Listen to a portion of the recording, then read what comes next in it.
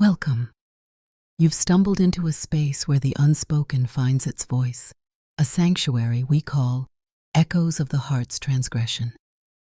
Will you journey with us through the labyrinthine corridors of human connection, where the boundaries of loyalty blur and the siren song of desire charts its own perilous course? If these narratives resonate, if they awaken something deep within you, consider subscribing and becoming part of our reflective community. Perhaps within these shared vulnerabilities, you'll discover a fragment of your own unvoiced story. Every time I allow my eyelids to drift closed, an almost corporeal memory washes over me. It's as if I can still feel his touch, those slender, insistent fingers tracing patterns over my skin. A phantom caress that sends shivers down my spine. That scent, too, so distinctively his, a potent, masculine aroma, both raw and inexplicably comforting, clings to the edges of my consciousness like a half-forgotten dream, distant yet achingly vivid. It's a testament, isn't it, to how powerfully our senses can tether us to moments we believe we've left behind. But no story of the heart, especially one as tangled and fraught with the forbidden as mine, ignites from ashes. It always begins with a spark, a flicker of something unexpected. For me, that spark, the one that eventually kindled a conflagration, was Matt. Matt, my husband's best friend. My confidant, my shadow, and ultimately, my undoing, or perhaps my reawakening.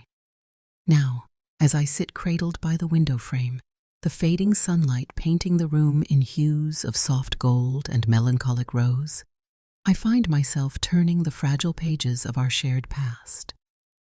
Each memory unearthed is like a carefully preserved photograph, revealing more of the intricate secrets I chose to leave buried.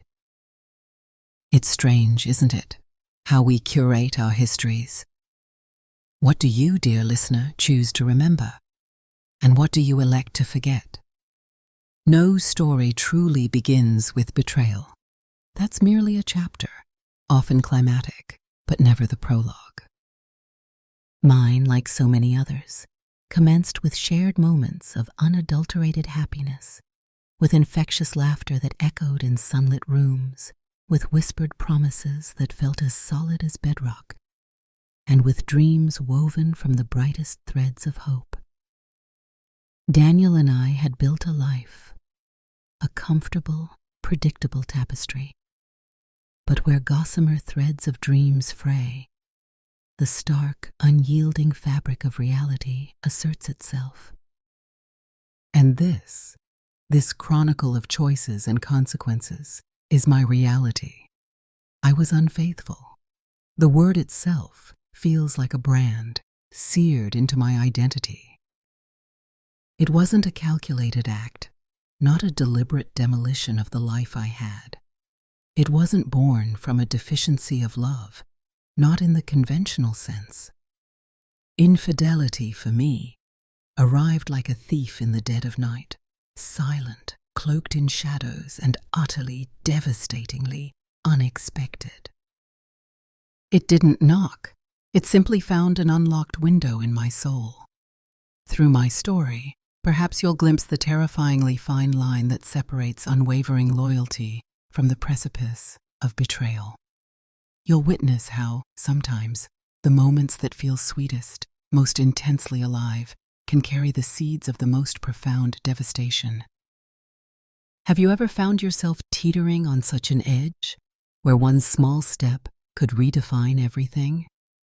On that particular July evening, the air in our cozy suburban Chicago home was thick and alive with the hum of celebration. Daniel and I were in the midst of our annual barbecue, a tradition we cherished. It was an open invitation to friends, to neighbors, a chance to revel in the summer's generous warmth and the easy comfort of jovial company. The scent of charcoal and grilling meat, a quintessentially American perfume, hung in the air, mingling with the sweet fragrance of blooming night phlox from my garden. The lawn, a vibrant emerald carpet, was freshly mown. The aroma wafting from the grill, where Daniel presided with cheerful mastery, was more than food. It was an olfactory overture, stirring appetites and a collective desire to simply be. Matt, Daniel's steadfast friend since college, a man who had become an almost permanent fixture in our lives, was, as always, one of the first to arrive. He carried craft beer and that easy, charismatic grin that instantly lightened any room. He possessed this unique energy, an ability to inject a spark into any gathering, and this evening was no different. His laughter was infectious, his anecdotes amusing, and his enthusiasm acted as a gentle current, pulling everyone already assembled in our sprawling backyard into a shared space of light-heartedness. Children shrieked with delight, chasing fireflies, their jars blinking in the twilight, while adults clustered in conversational groups, drinks in hand, their voices a soothing backdrop. The evening unspooled in that effortlessly light and joyous mood of summer parties. As hostess, I was a whirlwind of activity, yet Matt and I frequently found ourselves in comfortable proximity, a natural ebb and flow as we helped each other with replenishing food platters and refreshing drinks. He'd hand me a bowl of my famed potato salad, his fingers brushing mine for a fraction of a second too long, or I'd pass him tongs for corn, our eyes meeting in shared camaraderie. "You know, Elizabeth," he said, his voice a low murmur near my ear as we stood by the drinks table. "You have this incredible knack for creating the perfect atmosphere. It's always so effortlessly welcoming here." I responded with a polite smile, a slight blush rising, not fully comprehending then how deeply his words, his focused attention, were beginning to touch a part of me I thought dormant. That evening, under the spell of the warm air and convivial spirit, we both, Matt and I, perhaps allowed ourselves more wine than usual. The ruby liquid in our glasses seemed to lend an extra layer of ease, a shimmering lightheartedness to our interactions, blurring the already indistinct edges of our long-standing, platonic friendship. Have you ever noticed how easily those lines can blur with the right catalyst? As the party began to wind down, and most guests had trickled away with sleepy thank yous, Daniel, ever the good neighbor, went to help the Johnsons next door. This left Matt and me to begin the familiar ritual of cleaning up. The sky, which had been a canvas of deepening blues and purples, began to gather ominous, bruised-looking clouds. A sudden, typically Midwestern summer rain, fat drops heralding a downpour, caught us entirely by surprise. "Quick!" I remember laughing, grabbing a stack of errant paper plates as the first drops spattered the patio stones. We scrambled for cover beneath the welcoming overhang of our wide porch, raindrops drumming a rhythmic tattoo on the shingles above. It was a sudden, intimate enclosure, the world outside dissolving into a wash of gray. The air, moments later, was thick with petrichor. The alcohol, no longer buffered by the party's distractions, had done its subtle work, enveloping us in a soft, warm haze of mild euphoria and an unexpected, almost tangible closeness. The porch swing creaked gently as I sank into it, Matt leaning against the railing nearby. "You know, Elizabeth," Matt said again, his voice softer, a little hoarse, breaking the comfortable silence. "You always manage to make everything so incredibly beautiful and cozy." His gaze was direct. I felt him move, and then he was carefully, almost reverently, draping a forgotten woolen blanket over my shoulders. The gesture was so tender. His hands brushed mine as he adjusted the blanket, and a jolt, a distinct current of warmth, vibrated up my arm and spread throughout my body, startlingly potent. We were so close that I could feel the warmth radiating from him, could discern the faint, clean scent of his skin beneath the lingering aroma of wood smoke. The air between us seemed to crackle, charged with an invisible humming energy.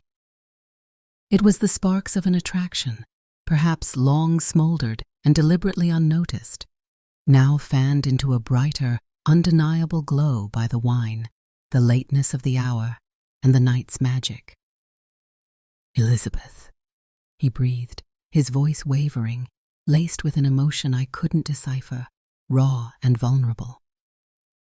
Matt slowly, hesitantly, raised his hand, his fingers gently brushing a stray damp strand of hair from my face. His touch was feather-light, yet laden with an indescribable, unspoken passion, a question mark hanging in the charged air. What happens when a touch that should be innocent feels like anything but?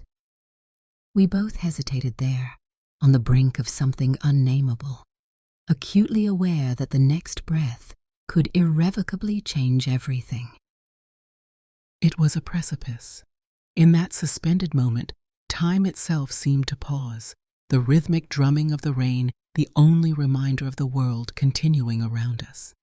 Then, in a confluence of wine-induced recklessness and an irresistible attraction, Matt cautiously, deliberately, moved closer. His lips found mine, not rough initially, but a long exploratory meeting, at once exquisitely soft and deeply searching, as if it concentrated all unspoken feelings, all latent desires built between us throughout that long, languid evening, and perhaps for months before. It tasted of red wine, summer rain, and a shocking, thrilling discovery. That kiss, though a brief, fleeting moment of oblivion, left an indelible, searing aftertaste. The instant our lips parted, the fragile spell shattered, and reality, cold and harsh, crashed back.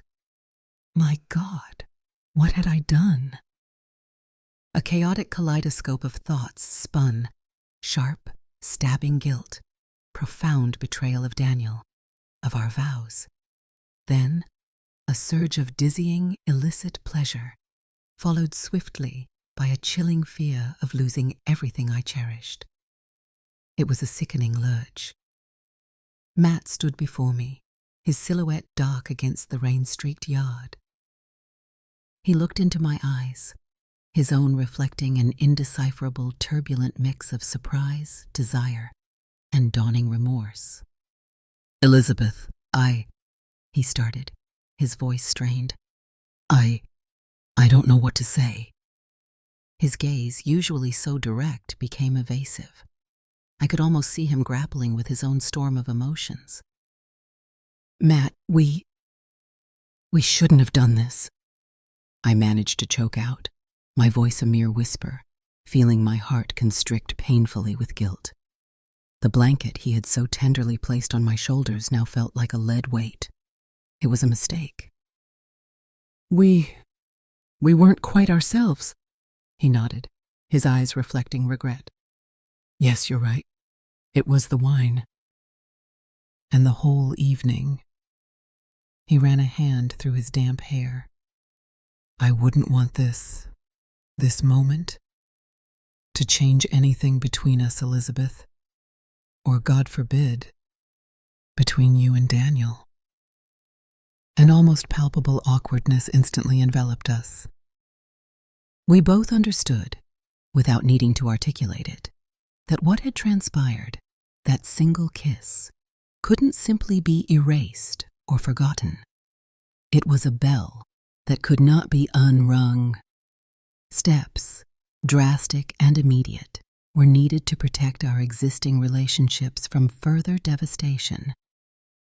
"We should just forget this," I suggested, my voice still shaky, trying desperately to convince myself as much as him.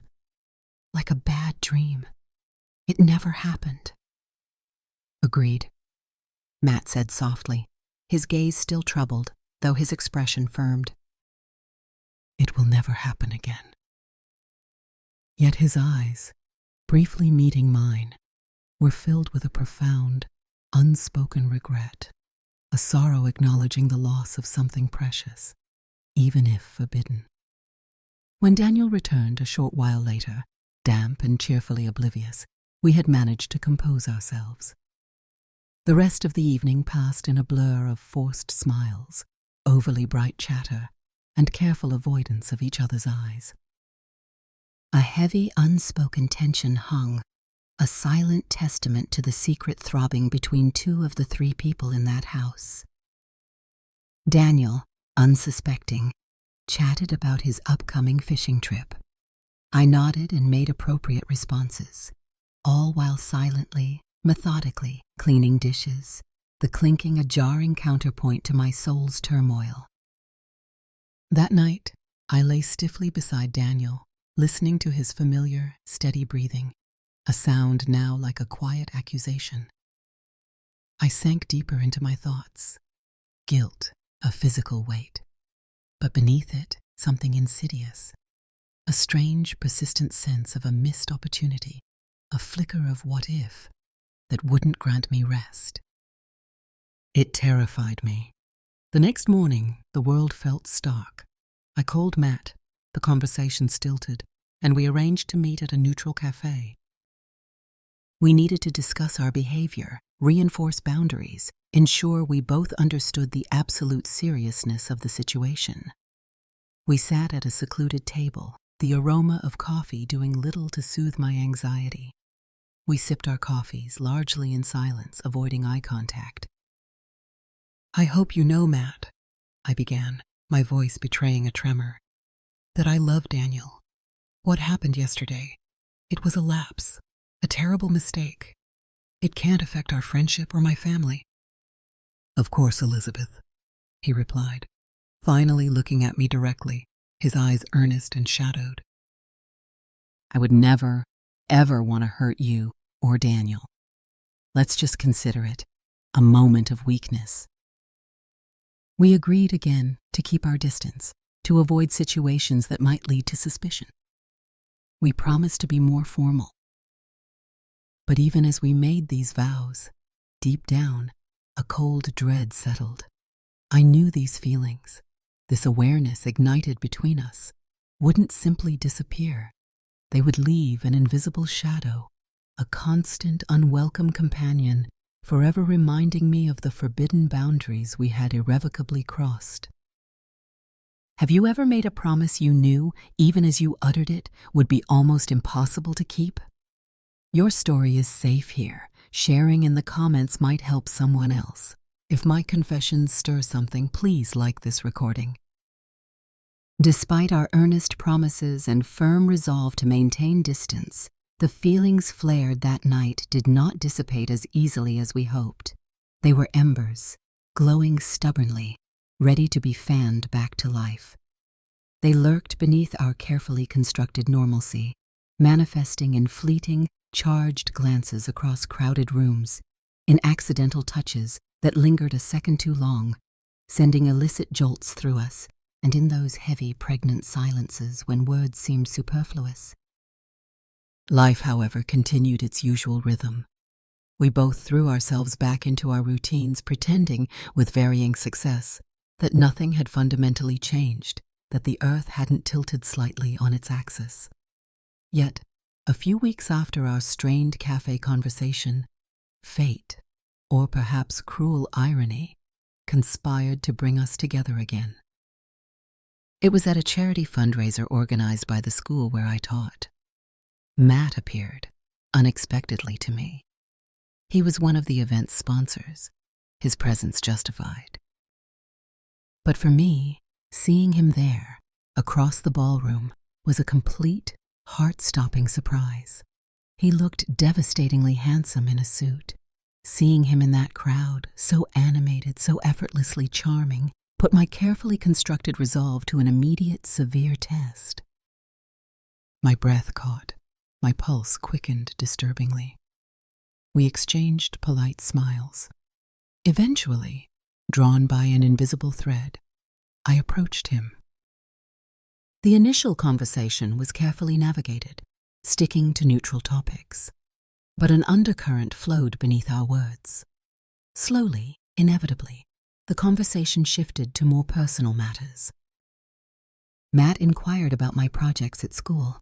His attention was flattering, his questions insightful, and I felt those old, dangerous emotions stirring, like silt disturbed in a still pond. "You always bring such incredible passion to your work, Elizabeth," he said, his hazel eyes sparkling with genuine admiration. "It's truly delightful." His compliment sent a wave of warmth, a dangerous pleasure. We gradually drifted from the main throng, finding a quieter alcove. We discussed education, its impact, the challenges of teaching. With every articulate word, every shared glance, my heart beat faster. And then, as he lightly, unconsciously, touched my wrist to emphasize a point, a simple, fleeting contact, I realized with sickening, exhilarating clarity, I could no longer resist this powerful, undeniable magnetism. The battle was lost. "Matt," I heard myself suggest, my voice a whisper, the implications shocking me. "Maybe we should talk alone?"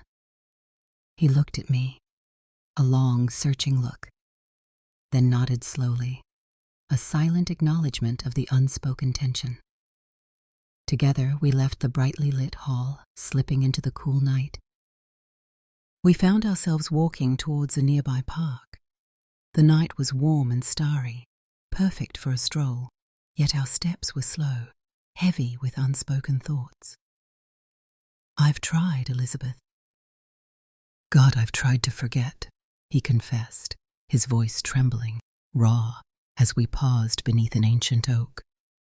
"I tried to push it away, but it's not working. I think about you, all the time." And I, with a deep, shuddering breath that felt like the most difficult admission of my life, confessed in return, "And I think of you, Matt." The words once spoken hung between us, impossibly heavy, undeniably true.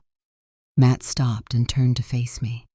The faint streetlight cast half his face in shadow, accentuating his intense eyes. His hands came up, gently, to cup my cheeks. He slowly, deliberately leaned in. Our second kiss was nothing like the first.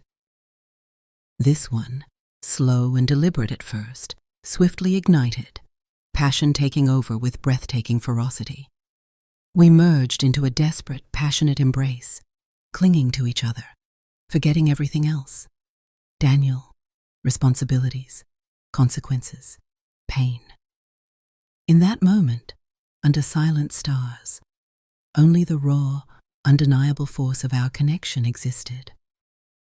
"Come with me," he whispered, his voice thick with desire, his lips still warm against mine, after a long, breathless kiss that left me weak-kneed. Without a moment's hesitation, without a rational thought, I agreed. We quickly, furtively, found the anonymous sanctuary of the nearest hotel. Each moment, from check-in to the elevator, was filled with illicit passion, nervous anticipation, and the thrill of discovery.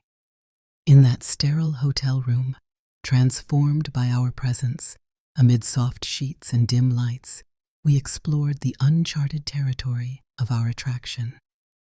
We allowed our feelings, so long suppressed, to lead us. Every touch was electric, every glance a revelation, every whispered word a confession.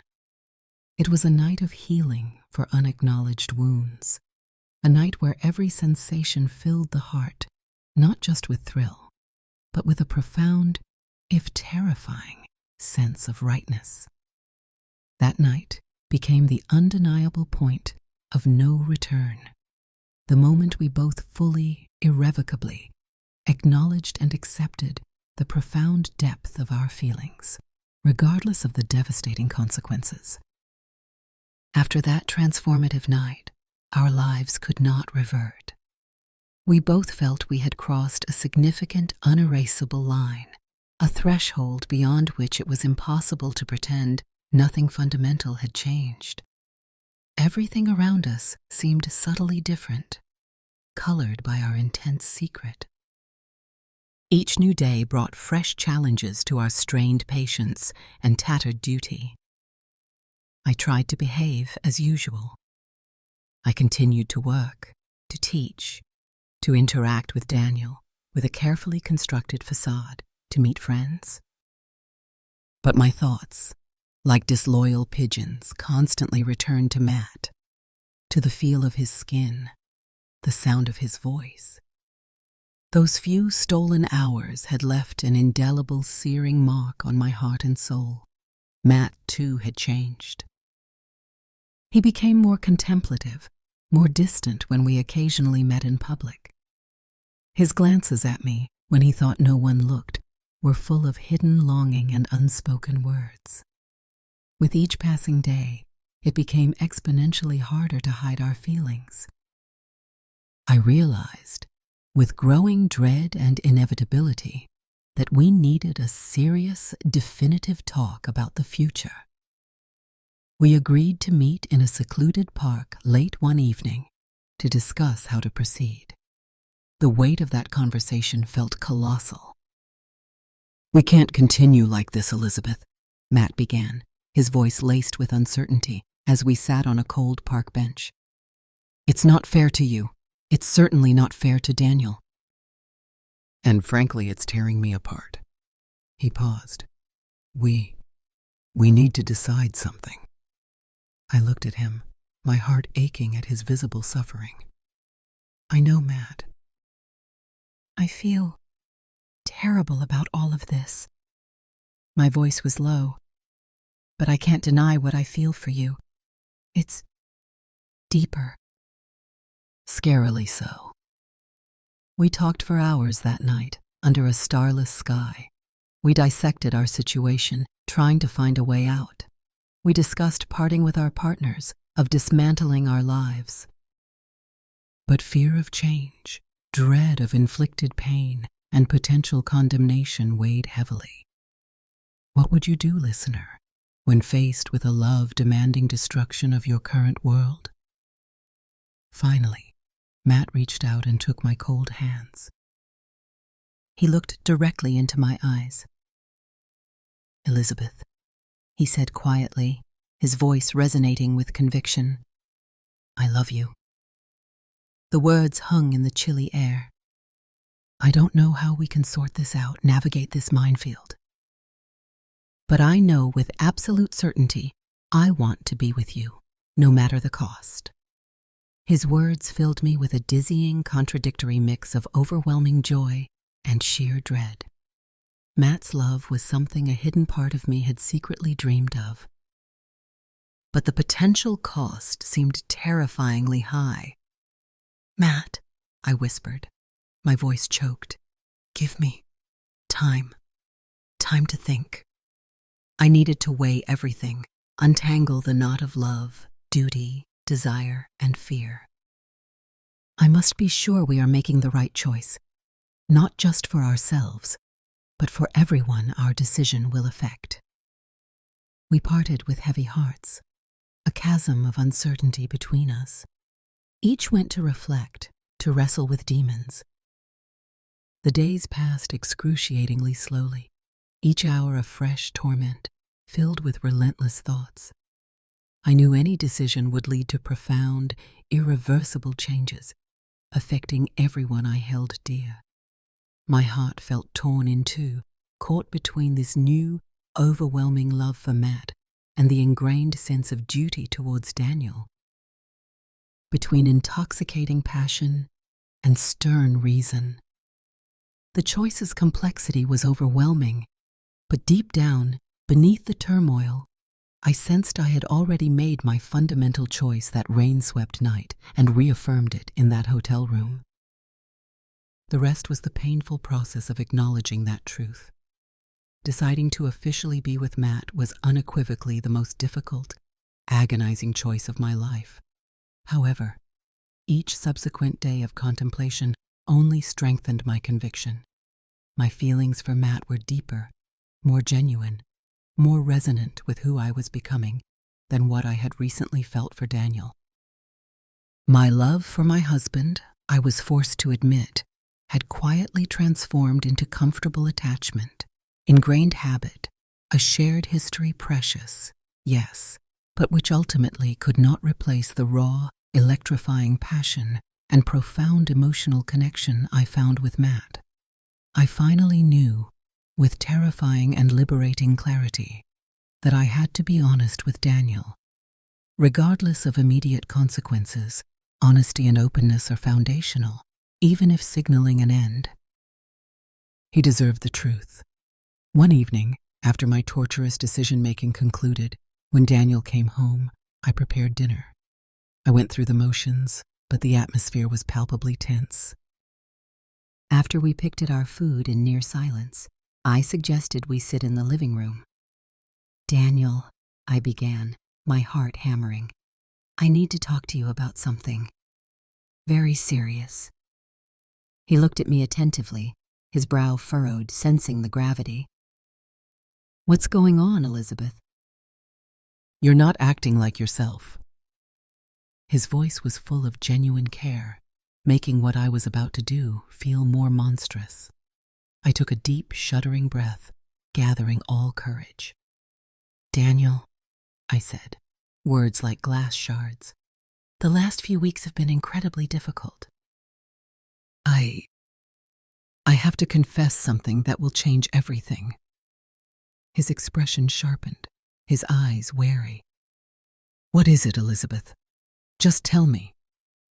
I've been seeing Matt," I forced out, the admission hanging, heavy and poisonous. It started unexpectedly. I wasn't looking for it. But feelings developed between us, Daniel. Intense feelings. I can't ignore. My voice broke. "I know it's wrong, so incredibly wrong, and I am so profoundly sorry, but I need to be honest with you, and myself." Daniel visibly paled. A long, agonizing silence filled the room. Then he finally spoke, his voice a low, dangerous tremor. You and Matt? My best friend?" He looked poleaxed. "Are you telling me you're in love with him?" "Yes," I admitted, the word a devastating blow. Tears welled, blurring his shocked face. "Yes, Daniel, I think I am," I whispered. "I never wanted this to happen. I never wanted to hurt you." He stood abruptly, walked to the window, staring into the night. "And so?" he eventually asked, his voice chillingly cold, devoid of warmth. "What are you going to do now, Elizabeth?" I think we need to separate," I said, each word an agony. "I can't live pretending my feelings haven't changed, pretending our marriage isn't broken. It wouldn't be fair to either of us." Daniel slowly turned, his eyes filled with unbearable pain, disappointment, and dawning, bitter anger. "I think you're right," he said, his voice flat. "If your feelings have truly changed, if you're in love with him, then I don't want you to stay out of pity or habit." We spent the remainder of that excruciating night discussing grim practicalities of our separation, dividing decades of shared life, assets, memories, managing without public scandals. It was one of the most soul-destroying ordeals of my life. But even amidst the wreckage, deep down, a small part of me knew this was the right, albeit brutal path that I hoped would eventually allow us both to find a more authentic happiness. After our heart-wrenching conversation and the decision to separate, the atmosphere was filled with complex emotions: grief, anger, betrayal, profound sadness. Separation was inevitable, a painful surgery.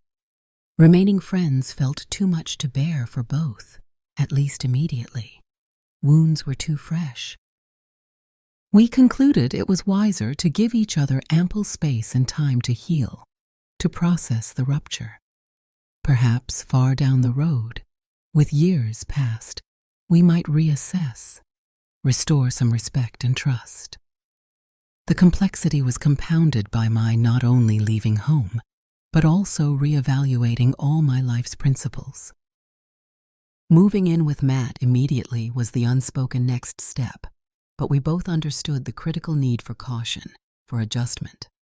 We consciously decided not to rush cohabitation until more certain, more grounded, untainted by recklessness.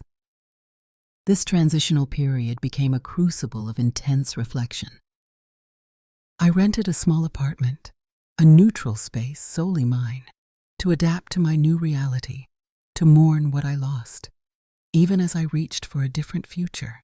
Matt was incredibly supportive, yet we consciously limited meetings, giving each other breathing room to independently rethink feelings and desires. Our encounters were deep, searching conversations about the future, how we envisioned our relationship, what we valued, what we wouldn't compromise. We discussed everything with newfound, sometimes brutal, openness, determined not to repeat past mistakes. Have you ever found difficult conversations necessary for growth? Your thoughts are welcome.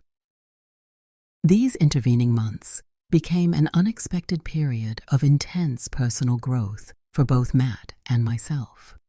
He proved attentive, deeply caring, and surprisingly patient, ready to actively work on the relationship, confront uncomfortable truths, and support me. Eventually, after many discussions, after achieving significant mutual understanding, we decided to start living together. This was not a spontaneous, passion-fueled decision. It was a carefully considered, deliberate choice based on growing confidence in our feelings' authenticity and a shared desire to build a meaningful future. Moving in with Matt marked a brand new chapter.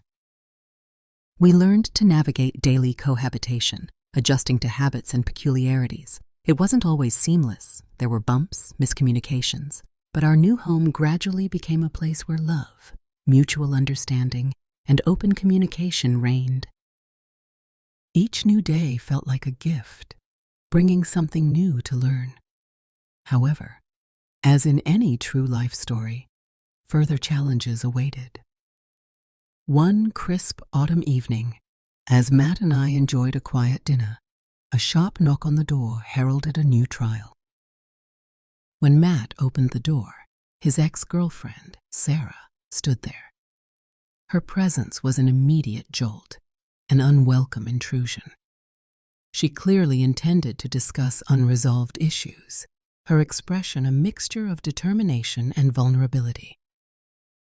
Her sudden appearance was unexpected and a test for our recently solidified, still fragile relationship. She looked troubled. "Matt," she said, her voice shaky, "we need to talk. It's important." Her expression was resolute, but her eyes betrayed vulnerability. Matt, surprised, nodded calmly and invited her in. I felt an immediate discomfort, but Matt, sensing my unease, reached for my hand, a silent reassurance. We were a team. We all sat in the living room. Sarah began. "After we broke up, Matt," looking at him with painful honesty, I rethought a lot." She paused. "I realized how many mistakes I made. And I deeply regret not seeing your care and love until I lost them." Matt listened attentively, his expression empathetic, his hand still holding mine. "I'm not asking you to come back, Matt," Sarah continued, her voice steadier. "I know you've moved on. I see you're happy." Her gaze flickered towards me. "I just hope maybe we can find a way to be friends, if possible. I appreciate all the good things between us, and I'm genuinely sorry I couldn't keep them." Matt nodded slowly, his expression kind. Sarah, he said gently, I'm grateful for your words, your honesty. I respect you for coming here. I've also rethought a lot and believe we both deserve happiness, even if not together. I wish you all the best. After Sarah left, a heavy silence fell. I could feel his residual tension. Thank you, he said finally, his voice trembling with mixed emotions, relief, sadness, gratitude. Thank you for just being here, for staying. Matt, I replied, my heart swelling with fierce love and resolve. I'm here to support you always, as you support me. We're a team. We'll get through any challenges together. That unexpected evening, with its difficult confrontation and honest resolution, showed me how strong our relationship could be when we leaned on each other, faced difficulties with open communication and mutual support. We both understood new obstacles might arise. Life ensures that. But we also knew, with deeper conviction, that together, united by a love that weathered storms, we were stronger. As we continued to plan our future, blending our lives, I realized every trial only strengthened our unique bond. We were ready to face challenges, armed with honesty, commitment, and a love forged in transgression, but now tempered into something enduring. Our story, which began in shadows, was filled not only with mistakes and hard-won forgiveness, but also with the profound, exhilarating opportunity to start anew, this time, consciously, openly, and enduringly, together. And isn't that what we all seek? A chance to learn, find forgiveness, and build something beautiful, even from a flawed beginning. What are your hopes for Elizabeth and Matt? Share your reflections. If their journey has touched you, subscribe to Echoes of the Heart's Transgression and share it. Your engagement helps us continue to explore the intricate, often painful, but always human experience of love and betrayal.